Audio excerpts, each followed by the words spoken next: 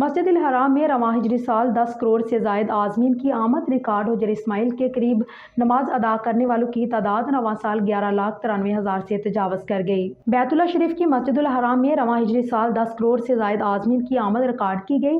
حرمین شریف کے امور کی نگرانی کے ذمہ دار ادارے کے سربراہ شیخ ڈاکٹر عبدالرحمن السدیس نے انکشاف کیا ہے کہ 1444 کے آغاز سے لے کر اب تک بیت اللہ شریف کی مسجد الحرام میں 100 ملین سے زیادہ افراد کی آمد و رفت ریکارڈ کی گئی تھی۔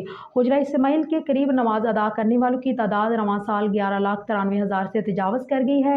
اعداد و شمار کے مطابق گاڑیوں کی نقل و حمل کی خدمات کے لیے ایک سال کے دوران 15 لاکھ سے زیادہ مہمانوں کی خدمت کی گئی۔ ڈاکٹر السدیس کا مزید کہنا تھا کہ مسجد نبوی میں بزرگوں اور معذوروں کو بہترین سہولیات فراہم کرنے کے لیے 50 سے زائد گاڑیاں صرف معمر افراد اور خاص ضرورت والے افراد کے لیے مختص کر دی گئی ہیں۔ سال 2023 کے دوران دونوں مقدس مساجد میں رضاکاروں کی تعداد بڑھائی جا رہی۔ گاڑی کی خدمات اور ضرورت مند افراد تک پہنچانے کے لیے الیکٹرانک آرڈرز کی سہولت فراہم کی جا رہی ہے، جبکہ مسجد الحرام میں الیکٹرانک طواف کی سروس کی فراہمی بھی ممکن بنائی جائے گی۔